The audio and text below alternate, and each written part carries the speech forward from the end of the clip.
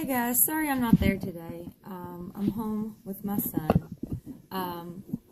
We're going to try to do this and see if it can help out a little bit. Before we go over your homework, or before I give you the answers to your homework, I want to look at something in 8.7 that I didn't get to yesterday. Alright, so get out your notebook, or get out your notes. We're going to add in this section to our notes. Alright, and it's something that I noticed in the homework I assigned. It came off with area of a regular polygon. And even though this is not the only way to figure this out, it still makes it a lot easier with our special right triangles that we learned about yesterday. Alright, so get your notes out, pause the video, and get ready to go. Start me back up when you get yourself organized. So what we're going to look at is, I don't think I reviewed, well, I know I didn't, Apothem. And I'm probably saying that wrong. But anyhow, Apothem is the, when you're looking at a regular polygon, so you have your regular polygon here, Apothem is the segment that goes from the center of your polygon to the midpoint of any side. Okay, so I could draw from my center here, I could draw over to the side. Let's go this way because my polygon would look better. And that now becomes the center point of those two, making those two segments congruent to each other. So if we have this figure here, and we're trying to figure out the parts of them, so the formula says, we all know the formula of a triangle. Area equals 1/2 base times the height.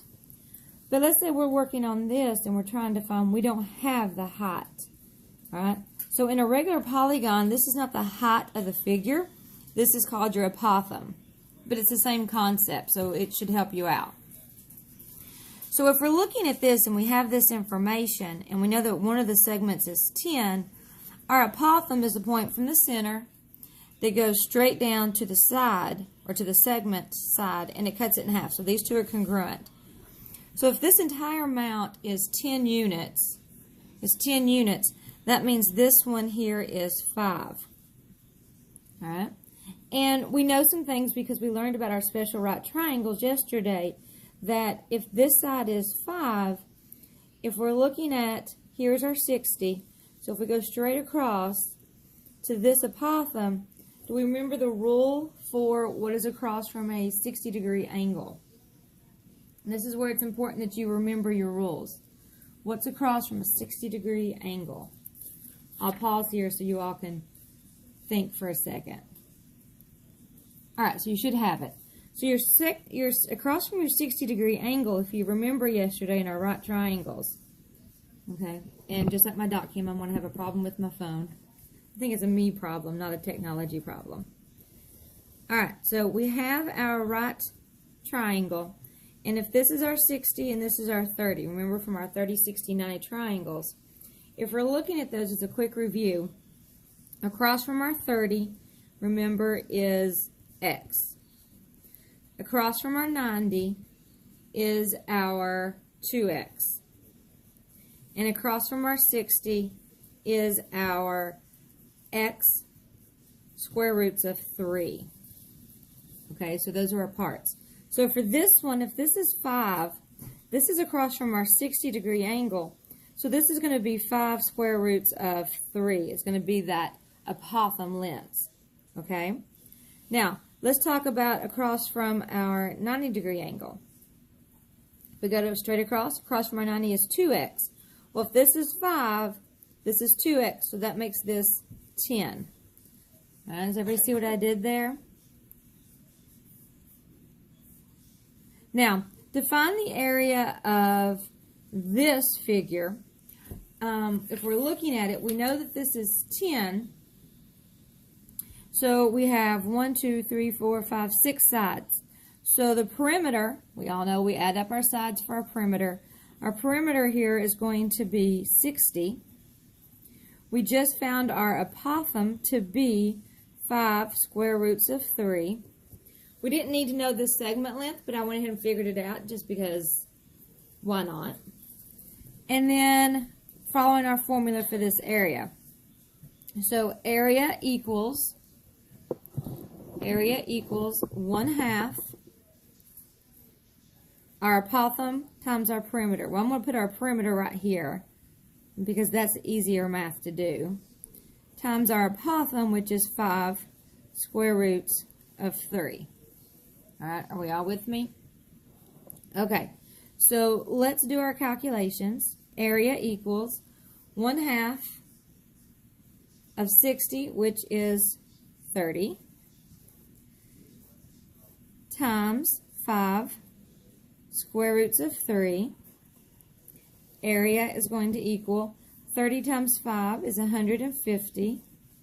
Square roots of 3 units squared. Now, if you were asked to find the exact answer, this is what you would have to use. All right? This is the exact. If you were asked, or if you were told that you could estimate it, then you could put that into the calculator. So the estimated answer, because we would have rounding, is going to be 150 square roots 3, and then we enter that is going to be 259 and 80, we'll do 81 units squared. Now, for our math, when it says exact, this is important that you know this is exact. Most engineers or people who are building construction workers, things like that, they're going to go with the estimated. But the problem is if you estimate here the first time around, and then you figure up the entire area, then you're going to have a huge margin of error. Because you're estimated here, and then over here, and here, and here, and here, all of those estimations, all right, and that adds up. So you want to hold, as a engineer or anyone constructing something, you want to hold off on that estimation as long as possible. Now, there are other ways you could have figured this out, okay? We have talked about in our regular polygons before how if you know a part of it, you could have divided this up into other sections, all right? And from the other sections, you could have looked at it as like a trapezoid. See, we have that there, and then you would have had the duplicate down here.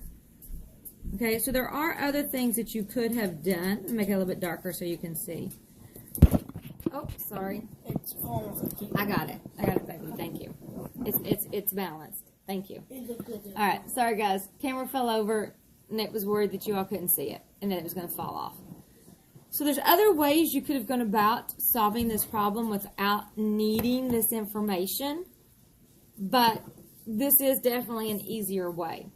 I like the fact that I got several text messages last night on Remind of things that you were able to figure out,